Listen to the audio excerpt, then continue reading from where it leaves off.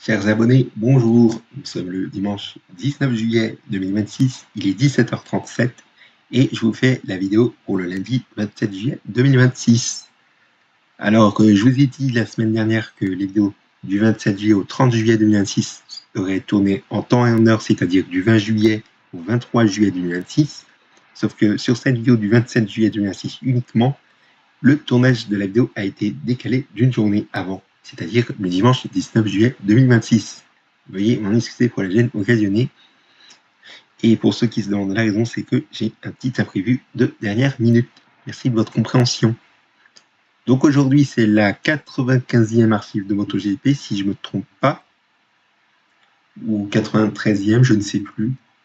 Enfin bon, vous l'avez vu dans le titre, mais moi, je ne sais plus, puisque forcément, ça passe très très vite. On va s'approcher petit à petit de la 100e. Alors donc, c'est le Grand Prix Moto d'Afrique du Sud 2004. Il a lieu du vendredi 16 avril 2004 au dimanche 18 avril 2004. Et c'est le 658e Grand Prix Moto championnat depuis 1949. Voilà. Alors, il n'y aura aucune wildcard et aucun remplaçant à ce qu'il faut noter pour ce qui est des trois catégories. Il y a des nouveaux pilotes, mais il n'y en a qu'un pour ce qui est de la catégorie 125. Et en catégorie MotoGP, il y en aura 3. Ce qui fait qu'il n'y en aura aucun en 250. Notez-le bien. Alors, petite information, est-ce qu'il faut noter juste avant de vous dire le seul nouveau pilote, ce qu'il y a en catégorie 125. Je vous ai dit que les géants de la moto, que je mets leur position dans le commentaire épinglé sur le championnat 2003, dans toute séance chrono jusqu'à la course, et bien désormais, ça ne sera plus le cas. Je vais vous dire leur position à l'oral sans cliquer leur position, puisque je risque de faire une petite erreur de prendre le pilote qui est devant ou derrière. Mais bon, vous allez me dire en commentaire que ça va faire pas mal de changements, même s'ils sont plus que 5, bien effectivement, mais c'est comme ça, de façon définitive. Donc voilà, notez-le bien. Autre information qu'il faut noter, le programme du championnat 2004 est le même qu'il y avait depuis le début des archives de MotoGP en 1998, enfin depuis 1998, pardon.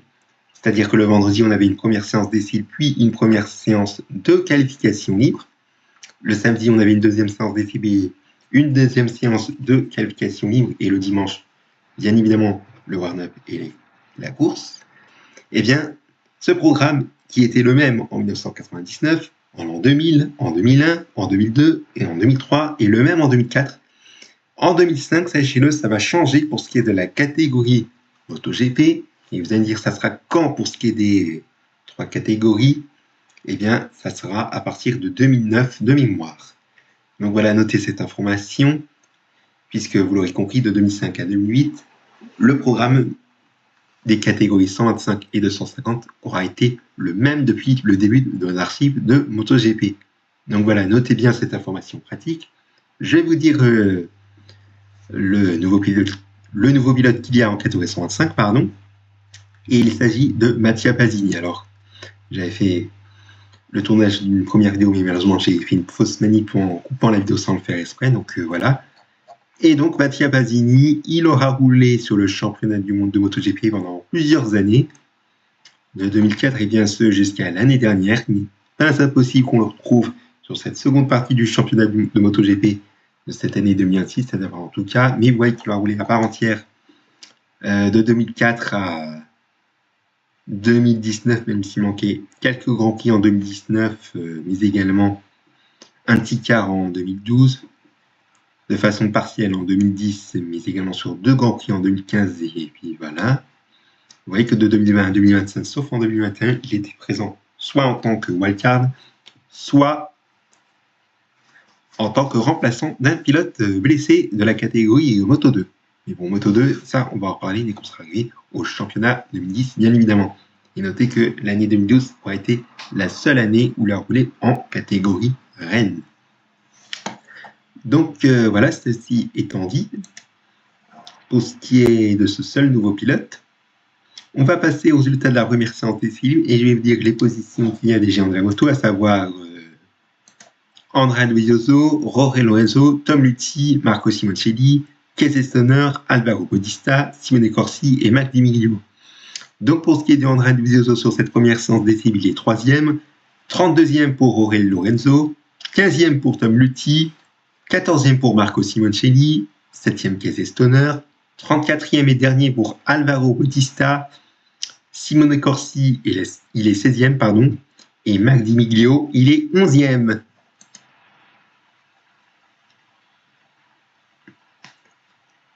Nous allons passer maintenant aux résultats de la première séance de qualification libre. Alors, nous avons Andrea Dovizioso qui est 2e, Jorge Lorenzo 17e, Tom Luthi 20e, Marco Simoncelli 10e, Casey Stoner 15e, Alvaro Bautista 9e, Simone Corsi 19e et Mac Di Miglio 7e. Si jamais je fais une petite erreur, n'hésitez pas à me le dire dans les commentaires. Et comme ça, je vais vous remercier d'avance si j'ai fait une erreur pour que je puisse vérifier et pour que je puisse bel et bien vous remercier.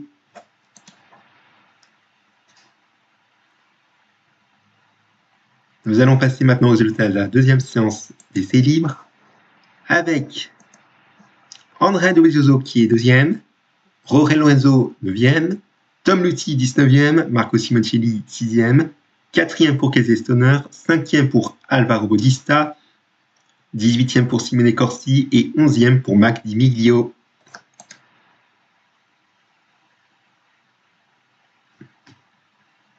Nous allons passer maintenant aux résultats de la première séance, enfin de la deuxième séance de qualification, pardon.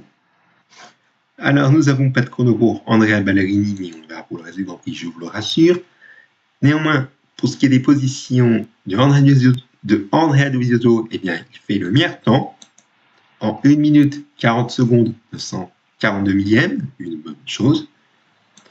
Jorge Lorenzo 13e, Tom Luthi 23e, 7e pour Marco Simoncelli, Casey Stoner 5e, 8e pour Alvaro Bautista, 21e pour Simone Corsi et 4e pour Mac Di Miglio.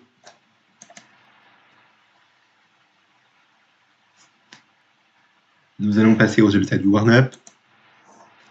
Alors, nous avons 10e pour Andrea Dovizioso, 17e pour Jorge Lorenzo, 15e pour Tom Luthi, 7e pour Marco Simoncelli, 5e Casey Stoner, 9e pour Alvaro Bautista, 12e pour Simone Corsi et Mac Di Miglio, 11e.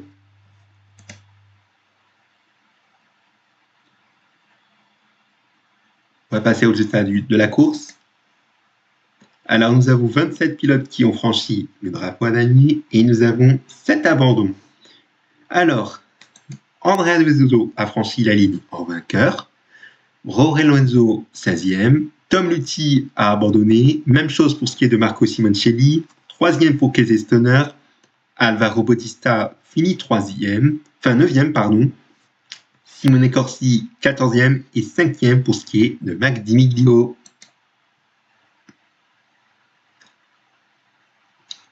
Nous allons passer maintenant aux informations de la course. Et vous voyez que la raison de Marco Simoncelli est liée à une chute, tout comme pour Tom Luthi. Nous allons passer maintenant à la catégorie 250. Comme je vous l'ai dit, il n'y a pas de nouveau pilote ni même de wildcard et de remplaçant.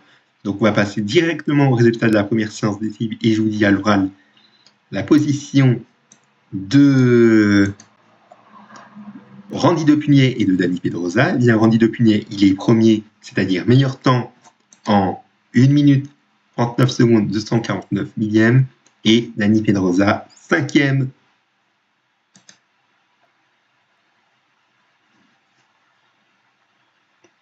Nous allons passer maintenant aux résultats de la première séance de qualification libre.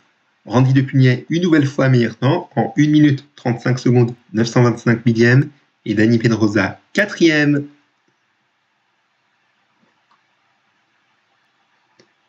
Voilà, on va passer au résultat de la deuxième séance d'essai libre. Deuxième pour ce qui est de Randy Depunier et Dani Pedrosa 3e. Juste derrière, il y a noté le même chrono pour Arnaud Vincent et juste derrière Hugo Marchand, mais qui ne sont pas du même team.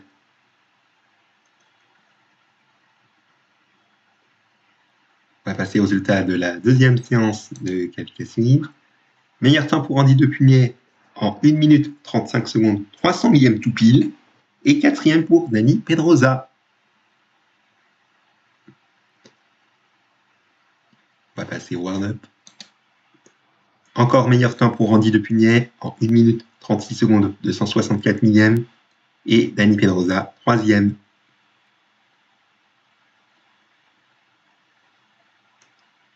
Nous allons passer à la course. Eh bien, nous avons 25 pilotes qui ont franchi le drapeau à damier et 4 pilotes qui ont abandonné, donc 3 dans le premier tour, ce qui est assez fou, et un autre qui a abandonné à 2 tours de la fin, ce qui est assez louche. Mais bon, pour ce qui est de Randy Depugnet, il franchit le drapeau à damier deuxième, avec une belle bagarre avec Dani Pedrosa, mais Dani Pedrosa a gagné. Il fait sa toute première victoire pour son tout premier Grand Prix en catégorie 250, ce qui est quand même fou.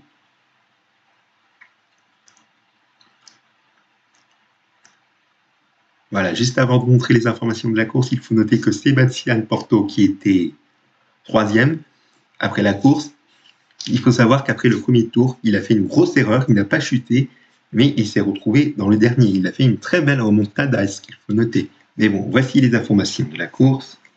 Vous voyez que l'abandon des 3 pilotes dans le premier tour sont liés à un accrochage entre Chase Davies, Eric Bataille et Alex Baldolini.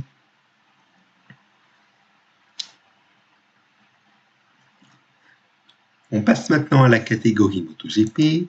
Juste avant de montrer les résultats de la première séance d'essai libre, je vais vous dire bien évidemment les nouveaux pilotes, puisqu'il y a, sachez-le, je vous rappelle, pas de wildcard, mais ni même de remplaçants. Alors, pour ce qui est des nouveaux pilotes, eh bien, il y a Shane Breen. Je ne sais pas si je prononce bien, mais bon, c'était pas grave.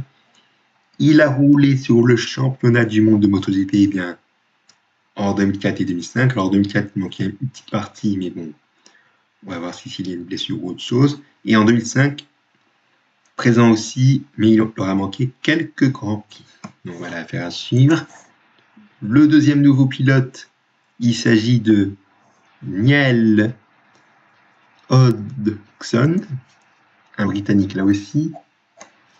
Il aura roulé sur le championnat du monde de MotoGP, eh bien, sur son Grand Prix à domicile en catégorie 125 en 1992.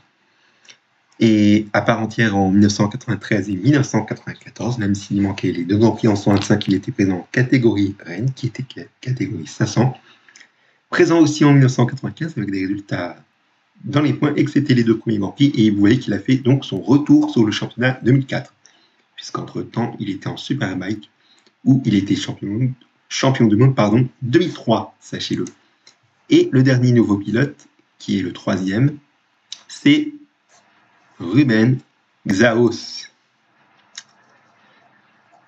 Et cet Espagnol, il a roulé sur le championnat de MotoGP, sur la seconde partie du championnat 1995, et vous voyez qu'il a fait son retour en 2004 pour la catégorie MotoGP, auquel il va rester 2 ans, c'est-à-dire 2004-2005. Je ne prends pas en compte la catégorie Thunder Bike Trophy, puisque c'est autre chose, puisque cette catégorie n'existe plus. Donc voilà, il faut noter aussi qu'il a fait une présence en Supersport de 1997 à l'an 2000, excepté en 1998, et vous voyez qu'il a fait une présence en Superbike aussi de 2001 à 2003, mais également de 2006 à 2011, même s'il manquait la fin du championnat pour 2011. Donc voilà, on va passer aux résultats de la première séance d'essai libre. Je vais vous dire à l'oral la position de Valentino Rossi, mais également de Colin Edwards et de Nicky Hayden. Et bien pour ce qui est de la première séance d'essai libre, Valentino Rossi, il fait le meilleur temps en 1 minute 34 secondes 405 millième. Colin Edwards, 3e, et Nicky Hayden, 9e.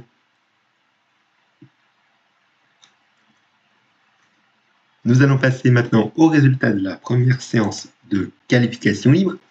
Meilleur temps encore une fois pour Valentino Rossi en 1 minute 33 secondes 353 millième. Colin Edwards, il est 6e et Nicky Hayden 9e.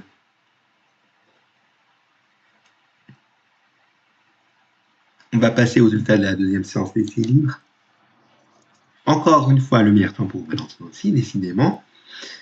En 1 minute 33 secondes 450 millième, Colin Edwards 2e, pas de jaloux, juste derrière Valentino Rossi, et Nicky Hayden 3e. Eh bien, décidément, Les 3 premiers sont les 3 géants de la moto de la catégorie MotoGP, ce qui est vraiment étonnant. Bref, on va passer aux résultats de la deuxième séance de qualification libre, mais juste avant de vous dire les positions de Valentino Rossi, de Colin Edwards et de Nicky Hayden, vous l'avez remarqué que Kirsty Roberts, qui était présent sur la première séance d'essai, n'est pas présent non plus pour ce qui est de la première séance de qualification libre, mais également de la deuxième séance d'essai et de la deuxième séance de qualification libre. Vous allez dire pour quelle raison? Bien ça, je ne sais pas. Peut-être qu'il s'est blessé sur la première séance d'essai ou qu'il a jeté l'éponge après qu'il soit blessé sur les tests de précision. Écoutez, c'est une question dont on n'a pas la réponse. Mais bon, pour ce qui est de la position de Valentino aussi, il fait encore une fois le meilleur temps. Décidément, il veut faire 100% pour son premier Grand Prix, sachez-le, avec Yamaha.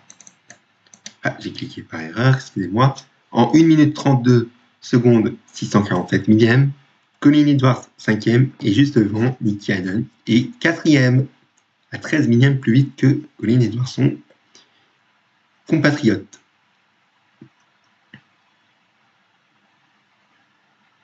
Nous allons passer au résultat du warm-up. Ah, ça change pour Valentino aussi. 3e temps. Colin Edwards 4e et 5e pour Nicky Hayden. Les 3 premiers géants de la moto, tous les 3 ensemble. 3e, 4e, 5e.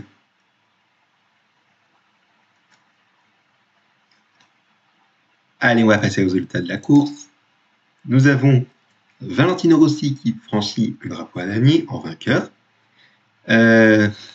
Colin Edwards, oui c'est ça, il finit 7e. Et Nicky Hayden, 5e. Néanmoins, nous avons 18 pilotes qui ont franchi le drapeau à damier et 4 à abandon.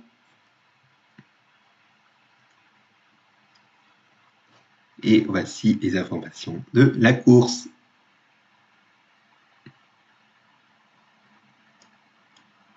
Voilà, et sachez que la miniature que j'ai mise, c'est Valentino Rossi après sa victoire, la toute première pour son tout premier Grand Prix avec Yamaha, alors que pour son dernier Grand Prix avec Honda, qui était le Grand Prix Moto de Valence 2003 qu'on avait fait mercredi dernier, je vais traduire cela en français pour que vous voyez bien. Vous voyez qu'avec sa première victoire sur Yamaha combinée avec la victoire de la saison précédente à Valence sur Honda, Valentino Rossi est devenu le premier et toujours le seul pilote à ce jour de l'histoire de la MotoGP capable de remporter 2 Grands Prix consécutifs avec 2 constructeurs différents. C'est quand même incroyable. Mais bon, c'est la fin de cet archive de MotoGP. Merci à vous de l'avoir suivi. On se donne rendez-vous mercredi pour le Grand Prix d'Espagne 2004. Je vous remercie pour votre attention et n'oubliez pas qu'il faut noter également que ça aura été la dernière édition du Grand Prix Moto d'Afrique du Sud. Excellente journée à tous. Merci pour votre attention.